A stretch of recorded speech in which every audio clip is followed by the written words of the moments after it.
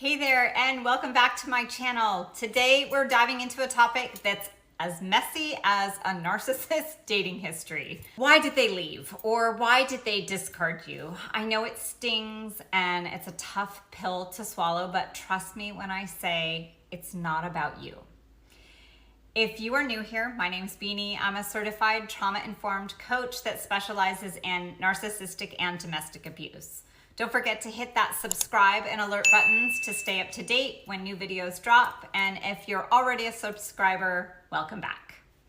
Now, settle in for a few minutes because we're gonna break down 5 reasons a narcissist leaves or discards you with examples and reassurances that you know you actually dodged a bullet. So let's get into it. The word discard. I have always hated that word, but if we're gonna keep it real, that's what it is for them. As hard as it is to hear, a narcissist's feelings for you are all about what you can provide for them. And when you can no longer provide that, then yes, they will discard you just like they discard, I don't know, an empty bottle or a wrapper that they no longer have any use for. Trash. And it's hard, I know. And so let's get into the reasons why they may no longer have any more use for you. Reason number 1, you weren't feeding their ego enough. Narcissists live on attention. Think of their ego as a bottomless pit. Like no matter how much you pour in compliments, affection, validation, it's never enough. And the moment you stop feeding that ego, they start looking for it elsewhere.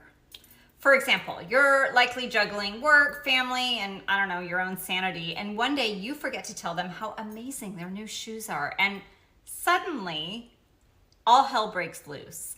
And they say, you don't appreciate me anymore. And you know the drill. Here's the thing. That's not love.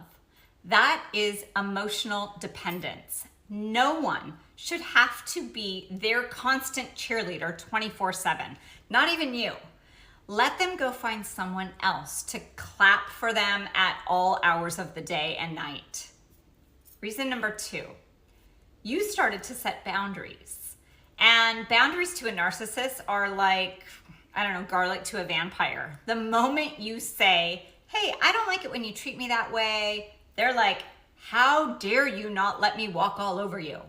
Another example of that, maybe you told them you need space, or you stopped picking up their calls on the first ring, or didn't respond to a text within 10 seconds because, you know, you're human and you have a life. To a healthy person, that's normal. But to a narcissist, that's betrayal. Here's the truth. Setting boundaries isn't what made them discard you. It's what made them reveal who they really are to you. Yeah, and now that you've seen it, it's not pretty. Reason number 3, you were getting too independent.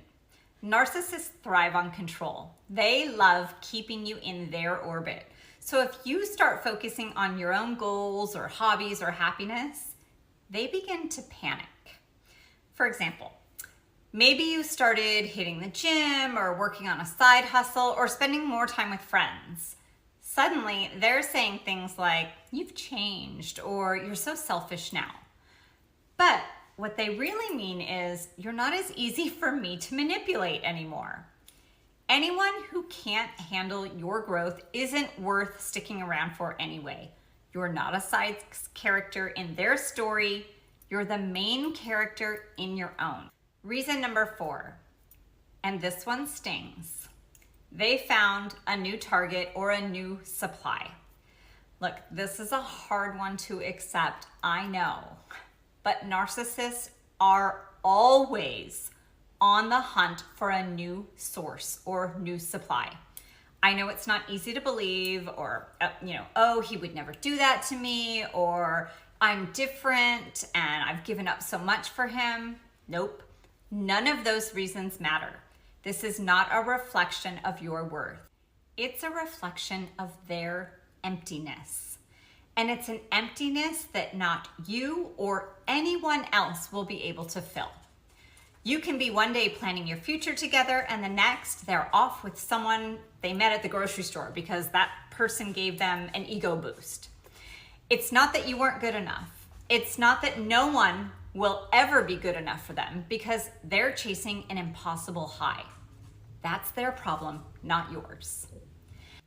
Okay, and the last reason number 5, you started seeing through their act. Narcissists are all about keeping up appearances. The moment you start seeing the cracks in their facade, they get scared. Why? Because you're not falling for the same manipulative tricks that you used to fall for. Maybe you stopped believing their excuses or you've called them out on their lies. Suddenly, you're the one that's being too difficult or you're so negative. That's what I would hear all the time. When in reality, you just stopped playing their game and they couldn't handle it. Seeing the truth it's not a bad thing. In fact, it's called absolute or radical acceptance. And it's one of the first stages of breaking the trauma bond that you likely are in. And once you see it, there's no unseeing it. And that's how you begin to take your power back. So here's the bottom line. A narcissist leaving or discarding you isn't about your flaws, your worth, or anything you did wrong. It's about their inability to form real, healthy connections. This happens to all victims of narcissistic abuse. It's not personal. It's just the cycle of a narcissist. So if you've been discarded by a narcissist, this is your ticket to freedom. I know it doesn't feel like that. It's your opportunity to grow, to heal, and to begin attracting the kind of love that you actually deserve. I know that if you've recently been discarded, you may feel like you're in the depths of despair, but I encourage you to begin thinking about what you've learned since you've gotten that freedom. If you put it in the comments, I would love to hear your story. And if this video helped you, don't forget to like it, subscribe it, and share it with anyone else who might need to hear this message. And remember, I'm rooting for you. See you next time.